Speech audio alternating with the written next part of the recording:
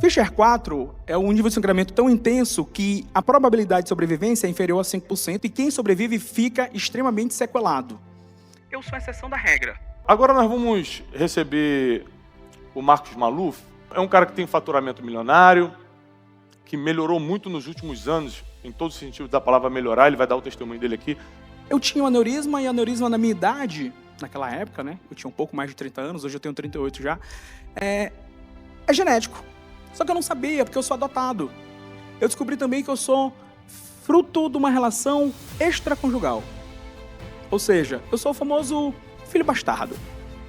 Carinhosamente falando. Bom, mas eu não tive opção sobre isso. Eu não tive opção absolutamente sobre nada disso, nem sobre o meu AVC, nem sobre a forma pela qual eu fui concebido. Eu não tinha poder sobre isso. Mas sobre o que eu vou fazer de agora em diante, eu tenho poder. Meu nome é Marcos Maluf, como o Thiago já falou. Prazer estar aqui com vocês. Sou de longe, eu sou de São Luís do Maranhão. Tá? Tem alguém do Maranhão aqui? Não? Ninguém pegou o voo internacional para vir para São Paulo? Ah, pegou. Pegou o voo internacional ali para vir para São Paulo. Olha só, para vocês entenderem um pouquinho da minha história, do que eu faço e como eu cheguei aqui. E aí também eu prometo que no final eu vou dar boas dicas para vocês sobre a questão desse posicionamento, desse acompanhamento. Vou falar também, talvez dar uma visão para vocês diferente do momento onde vocês estão hoje, onde vocês querem chegar com o ensino, com a educação e tudo que a educação pode proporcionar na vida do outro e também na nossa vida, porque foi assim que aconteceu comigo. Para que vocês tenham uma ideia, eu fui bancário boa parte da minha vida. Fui Bradesco, Safra, Santander, BTG Pactual, sou consultor CVM, apesar de hoje não atuar diretamente com a consultoria de investimento, atuo só com a parte de educação. E existem algumas certificações que os profissionais que atuam nos bancos, nas instituições financeiras, eles precisam ter. Basicamente, eu preparo esses alunos para fazer essa prova, conseguirem a sua certificação e ou ingressarem nos bancos ou crescerem, porque são certificações diferentes. Eu costumo dizer, para ser o mais fácil o entendimento dos senhores, que é a OAB do bancário. O advogado precisa fazer a OAB, né, para se tornar advogado, poder advogar. O bancário precisa conquistar essas certificações e eu sou professor dessas certificações. Comecei dando aula lá em São Luís, na minha cidade. Quando eu comecei a dar aula, era uma renda complementar. Então, eu já trabalhava no banco. Então, eu dava ali meu curso uma vez a cada 2, 3 meses, só quando a minha esposa inventava assim, no final do ano a gente quer fazer uma viagem. E é uma viagem aqui no Brasil mesmo, uma viagem nacional. Falei, nossa, eu tenho que ter um dinheirinho a mais. Aí eu ia lá e dava aula para 4 ou 5 pessoas. Era uma coisa bem como um hobby, uma segunda renda, uma renda realmente complementar. No dia 30 de dezembro de 2019, eu tive um AVC hemorrágico Fischer 4. O que isso quer dizer? Rompeu um aneurisma que eu não sabia que eu tinha, fui premiado com esse aneurisma, ele rompeu, e para que vocês entendam a tabela de Fischer, essa categoria, a quantidade de hemorragia que a gente tem no cérebro é calculado pela tabela de Fischer. Vai de 0, como estamos todos nós agora, graças a Deus, a 4, que é o nível máximo de sangramento que o cérebro suporta. O nível 4 é um nível de sangramento tão intenso que a probabilidade de sobrevivência é inferior a 5% e quem sobrevive fica extremamente sequelado. Eu sou a exceção da regra. Mas por que eu estou trazendo essa informação para vocês? Porque eu tinha um aneurisma, e aneurisma na minha idade, naquela época, né? Eu tinha um pouco mais de 30 anos, hoje eu tenho 38 já. É genético. Só que eu não sabia, porque eu sou adotado. E alguns anos depois, em 2022, já ali pós-pandemia, eu descobri também que eu sou fruto de uma relação extraconjugal. Bom, mas eu não tive opção sobre isso. Eu não tive opção absolutamente sobre nada disso, nem sobre o meu AVC, nem sobre a forma pela qual eu fui concebido. Eu não tinha poder sobre isso. Mas sobre o que eu vou fazer de agora em diante, eu tenho poder.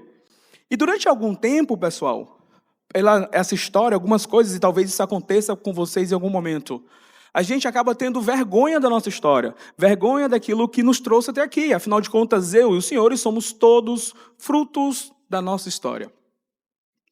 E a gente não percebe que muitas das vezes é a nossa história a nossa maior autoridade. Maior, inclusive, que os diplomas que nós carregamos nos nossos currículos. Muitos de vocês, a maior autoridade é a história de vocês. Só que às vezes a gente fica com vergonha de contar, de partilhar a nossa vida. E eu comecei, dentro de sala, a partilhar com as pessoas um pouco sobre a minha vida. Partilhei, inclusive, que no meio desse processo, eu fiquei muito irritado com o meu genitor, porque eu conhecia a minha mãe, Conheci a minha mãe biológica, convivi com ela, ela faleceu de câncer, infelizmente. E eu comecei a associar, inclusive, o câncer da minha mãe, ou as dificuldades que ela teve na vida, ao meu genitor, ao meu pai. Eu comecei a culpá-lo por aquilo naquele ano. Mas esse sofrimento durou poucos dias. Mas olha que interessante, eu preciso partilhar isso com vocês. Eu sou muito bem relacionado na minha cidade. São Luís é uma cidade muito pequena, então é muito fácil de encontrar as pessoas lá. Eu fiz algumas ligações e descobri, inclusive, quem ele era, onde ele morava, descobri um monte de coisa. E eu estava decidido a ir na casa dele e jogar para ele um monte de coisa sobre, inclusive, a morte da minha mãe, o câncer que ela teve, o tanto que ela sofreu, por ele talvez ter realizado esse abandono. Até que no 7º dia, eu acordei com meu coração em paz, porque eu entendi que cada um dá o que tem. E, obviamente, eu desisti de ir até a casa dele. Era aquilo que ele tinha para me dar naquele momento e está tudo certo. As pessoas só podem dar o que elas têm. Dar o que não tem é coisa de gente grande. Infelizmente, nem todo mundo é grande. Naquele dia, eu conheci em plenitude o perdão e o meu coração contemplou a paz. Para mim é muito claro o quanto o perdão fez parte do meu processo de evolução e desenvolvimento. Isso se refletiu em todas as áreas da minha vida, inclusive no meu negócio. Quando eu voltei para a sala de aula, eu voltei partilhando com as pessoas um pouco da minha história, um pouco sobre o perdão, um pouco sobre aquilo que a gente não tem escolha que aconteça na nossa vida, mas ainda assim elas acontecem, e que nós só temos 2 opções, eu e vocês, enfrentamento ou fuga. Ou a gente vai responsabilizar as pessoas pelo que aconteceu e esconder a nossa fraqueza, ou a gente vai enfrentar a nossa fraqueza para poder criar força. Não há uma terceira opção. Vocês podem ter certeza que o ato de vocês estarem aqui é um enfrentamento. Teve gente que desistiu porque, será que dá para mim? Cara, eu acho que não dá, eu vou ficar com muita vergonha, eu vou ficar com medo. Fuga. Vocês escolheram o enfrentamento, que bom. O enfrentamento, a fuga, ela é confortável, porque ela não gera estresse, ela não faz a gente perder noite de sono, ela não deixa a gente preocupado para saber o que vai acontecer, mas ela não recompensa. O enfrentamento, ele sempre recompensa. Por isso, senhores, aplausos para vocês. Por favor, vamos reconhecer esse enfrentamento, que a gente vai precisar de muito enfrentamento agora. E olha só, pessoal, comecei a partilhar e 2 coisas aconteceram. Uma, o índice de aprovação dos meus alunos aumentou muito. E sabe o que eu descobri? Que o problema nem sempre é técnico. Quando uma pessoa faz uma prova e ela não é aprovada, o problema nem sempre é técnico. Às vezes ela já tem o conhecimento, às vezes ela já sabe. Às vezes o que atrapalha ela é o comportamento. A pessoa tem um conhecimento da prova, eu estou falando da prova aqui, mas isso serve para qualquer área da nossa vida, tá? Ela já tem um comportamento, mas ela começa o quê? Não, mas isso não vai dar certo. Não, mas fulano fez e não passou. Não, mas o outro disse que estudou tanto tempo e não conseguiu, estudou 2 meses e não conseguiu, como é que eu vou conseguir em menos tempo? Ela começa a acreditar nisso. E por acreditar nisso, ela diz assim, eu não vou estudar o fim de semana não vou passar mesmo. Eu não vou fazer mais um curso, não vou passar mesmo. Eu não vou tentar fazer mais um simulado, eu não vou passar mesmo. Esse pensamento vai condicionando o comportamento dela. E é claro que o resultado a gente já sabe. A pessoa não vai passar. Mas entenda que o grande problema nem era técnico, era comportamental. E quando eu comecei a levar esses aspectos da vida e falar sobre outros assuntos, além do técnico, dentro de sala de aula, o comportamento das pessoas começou a mudar. E elas começaram a passar. E aí, a gente começou a observar quem ainda reprovava. Porque o nosso material é muito bom. Ele não é de concorrência. Você precisa alcançar um índice mínimo para poder conquistar a certificação. Não é concorrência. Então é muito bom. Quem reprovava? Reprovava por quê? E a gente chegou num 3º pilar. Primeiro técnico, segundo comportamento, 3º pilar. Equilíbrio emocional. Algumas pessoas cedem diante à pressão. Adotam muitas vezes um comportamento de fuga diante à pressão.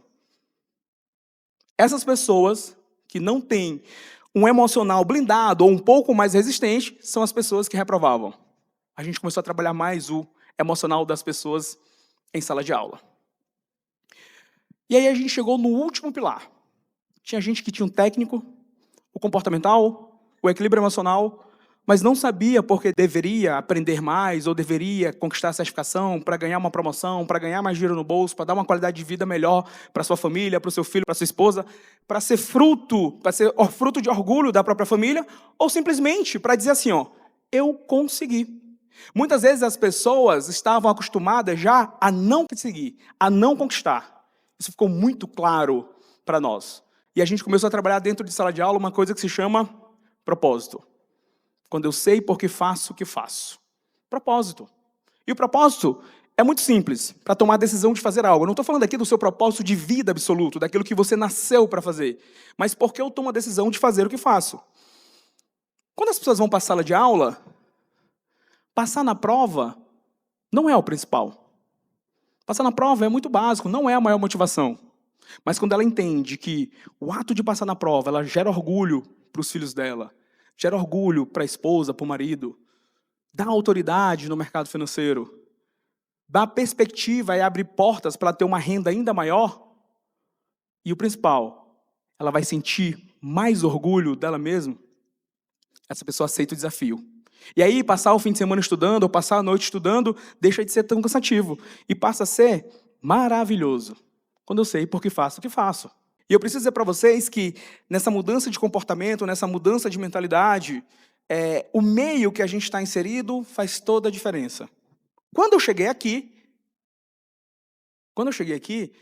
eu vim para um método Dash. Alguém aqui já fez o método Dash? Legal. Boa parte, a maioria, na verdade, já fez o método Dash. Eu vim para o método Dash. Vim de coração por uma aventura. Minha esposa veio algumas edições anteriores da que eu vim, falou que era muito bom, que eu tinha que vir. Eu vim. E quando eu comecei a ouvir as coisas que o Tiago fala, conhecer um pouco mais sobre o que ele estava falando, comecei a estudar aquilo posteriormente, após o método, comecei a me aproximar mais do Tiago, ingressei no Dash Mind, eu comecei a entender mais sobre tudo isso, que vai além do técnico, e comecei também a entender que é possível a gente ganhar o mundo sem perder a alma, que é o que todo mundo quer. E aí, quando eu cheguei aqui, eu preciso contar para vocês que a minha empresa de educação, ela faturava 600... Eu vou falar de número, não pelo dinheiro, mas pelo resultado, para que vocês entendam o que eu vou falar. A gente faturava 680 mil quando eu cheguei aqui. Eu cheguei aqui em 2022... Não, 22. Foi quando eu fiz o meu método. 23, me enganei, desculpa, 23. Eu tenho TDAH severo, gente, sabia? Eu sou professor e eu me perco no meio da aula. Eu cheguei aqui em 2023. Em 2022, eu faturava 680. Quando eu cheguei aqui no começo de 2023, vindo do resultado de 2022, a 680. Aí a gente passou para 2,8. Aí em 2024, a gente passou para 21. E ano passado, a gente passou para 26. Esse ano, o nosso objetivo é 38. Por que eu estou falando isso? Não pelo dinheiro, não o dinheiro pelo dinheiro, mas pelo resultado. Como eu trabalho com gente, e todos nós, eu sou professor, todos nós somos professores de alguma forma, alguns serão, né, didaticamente falando, quanto mais o nosso resultado financeiro está diretamente ligado à quantidade de pessoas que a gente alcança, que a gente atinge. Quanto mais pessoas a gente atingir, maior vai ser o nosso resultado financeiro. Ponto. E por mais que a proposta do Tiago, quando ele traz isso para nós, ele realmente não tem isso de meta, ele não estabelece nada disso, mas o nosso resultado, diante daquilo que a gente faz, que é impactar a vida das pessoas, é muito fácil de calcular também financeiramente. Quanto mais aluno nós tivermos, mais pessoas a gente vai impactar. E não interessa aquilo que você ensina. Marcão, eu ensino a fazer vaso de barro de planta e pintar. Não interessa aquilo que você ensina. A pergunta é, no nosso propósito, naquilo que eu decidi fazer, o quanto que eu impacto positivamente a vida das pessoas. Quando acaba um curso, uma aula minha, as pessoas me agradecem pela certificação, pelo que aprenderam? Também. Mas acreditem, não é o principal motivo que elas agradecem, porque elas já vão fazer a prova. Elas agradecem pela experiência que tiveram em sala de aula. Gente, eu ensino sobre ações, fundos de investimento, imposto de renda, perfil do investidor, lavagem de dinheiro. São os assuntos da prova, é o que eu ensino. Mas, matemática financeira. Mas eu queria partilhar uma coisa com vocês. Vai passar um videozinho aqui de 1 minuto. E eu quero que vocês se atentem no seguinte. É um curso extremamente técnico. Não é um curso comportamental, não é um curso emocional, é um curso técnico. Mas observem o comportamento e a reação das pessoas nesse vídeo. Tudo, você é fera. Seu propósito de vida é mudar a vida de pessoas. O seu curso, para mim, foi além da certificação. Muito obrigada. Obrigada por tudo. Obrigada, você é sensacional, você é maravilhoso, você é espetacular, você é o cara. Obrigada. Ei, cara, brigadão, obrigado mesmo, parabéns, viu? Obrigada. Nossa, cara, eu tô emocionado, velho. Obrigado mesmo por tudo. Obrigado, velho, por me falar isso. Muito obrigado, João. Você é uma ponte muito, muito importante para tudo isso. Muito obrigada. Obrigada por tudo. Obrigada pelo conteúdo incrível, pelos grandes ensinamentos. Deu certo, meu querido.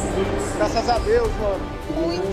Muita gratidão por você, pela sua vida. Que Deus te abençoe demais. Por tudo que você faz pelas pessoas.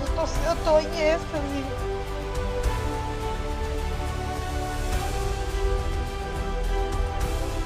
E olha que legal. O que começou sendo só a minha ideia de partilhar um pouco da minha vida e ajudar as pessoas a romperem um pouco, tanto a questão da mudança de comportamento e do equilíbrio emocional, como encontrar o seu propósito, fez o meu negócio educacional crescer absurdamente. A gente se tornou o número 1 do país, o número 1 em aprovação, mas muito pela entrega que a gente faz, não só do conteúdo, obviamente, mas essa entrega extra. E olha como isso é cíclico. A pessoa foi para a sala de aula, e aí agora eu começo a dar umas dicas para vocês importantes, tá? A pessoa foi para a sala de aula para ter um curso técnico. Ela recebeu. Mas ela recebeu mais do que isso. E eu preciso dizer uma coisa para vocês. Quando as pessoas sofrem um impacto emocional positivo ou negativo, dificilmente elas vão esquecer de você. Dificilmente elas vão esquecer de você. E aí essas pessoas tornam-se os nossos vendedores. Elas começam a vender você a custo zero, porque elas ficam com um sentimento de dívida. Nossa, eu fui para aquele dia, para o encontro. Quantos de vocês talvez vieram aqui um dia e assistiram o Tiago? Cara, naquele dia o Tiago falou aquilo, faz muito sentido, mudou meu pensamento, mudou a minha vida, mudou minha forma de pensar. E aí quando você senta numa mesa, alguém fala de mudança de comportamento, você fala, cara, você tem que fazer o método Dash. Você não fez o método Dash. Isso é natural. Isso tem que acontecer com vocês enquanto professores. Nós, enquanto professores, eu e vocês, e a gente está falando aqui da questão educacional, mas a gente está falando também de negócio, porque lembrem-se, quanto mais pessoas eu e vocês alcançarmos, mais vidas a gente transforma. E maior será também o nosso resultado financeiro. É proporcional. É natural. Se tudo der muito errado, vocês vão aprender absurdamente. E a custo zero. Se tudo der errado, ou seja, a gente está falando de gestão de risco, eu estou falando agora aqui enquanto investidor, tá? Gestão de risco, deu tudo errado, o que a gente perdeu? Nada. Se tudo deu muito errado, a gente aprendeu muito. Esse é o melhor negócio do mundo, educação. Se você vier como voluntário, Marcão, eu ainda não tenho um curso pronto, eu ainda não ensino algo diretamente. Se você vier como voluntário, aproveita para colar em alguém que já está na área que você está, que você gosta, que você quer ingressar. Vai do lado. Marcão, mas eu já sei a área, mas eu não sei o que fazer exatamente, eu não sei nem ainda a área. Observa, aprende, faz modelagem, encontrou aquilo que você quer fazer. Nossa, tem alguém ali que fala sobre assunto A. Vou falar sobre assunto B. Fulano ensina o alfabeto. Ele está lá ensinando as vogais. Eu vou ensinar o alfabeto, só que eu vou ensinar as consoantes. É o jeito mais fácil de você ingressar. Você entra com algo complementar. E aí eu quero falar uma coisa para vocês. Rede social, posicionamento, autoridade. Porque alguém até aqui perguntou e falou assim, mas vocês vão avaliar também a capacidade técnica ou o caráter? Gente, o caráter, ele é indiscutível. E não basta ser, tá? Precisa parecer ser. Não confundam, não é o contrário. Basta parecer ser. Não basta parecer ser. Não basta ser. Precisa parecer ser. O que isso quer dizer? Você já é uma pessoa de boa índole de caráter. Mas você parece isso? Você comunica isso? Ou você deixa um monte de brecha para se pensar o contrário? Por isso, nunca se esqueçam, não basta ser.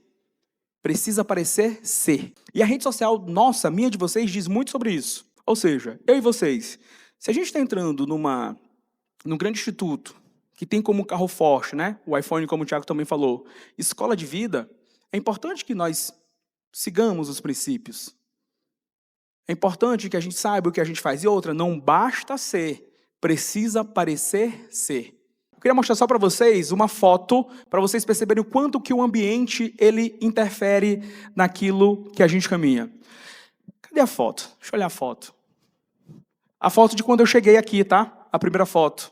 E a foto de hoje. Hoje está melhor, Thiago. Vamos fazer aqui um ao vivo nós dois? Vamos fazer aqui um ao vivo aqui nós dois. Faz uma foto nossa aqui. Deu uma melhorada. Porque também não tinha como piorar, né? Tem isso também. Pessoal, de novo, gestão de risco, falando de investimento agora, Thiago. Se tudo der errado, vocês vão aprender absurdamente. Mas posso falar uma coisa? Quando a gente está no lugar certo, na mesa certa, as coisas costumam dar muito certo. Foi um prazer estar com vocês. Me sigam nas redes sociais, Marcos Maluf, lá eu conto mais a minha história para vocês. Parabéns, Valeu! Marcão. Parabéns.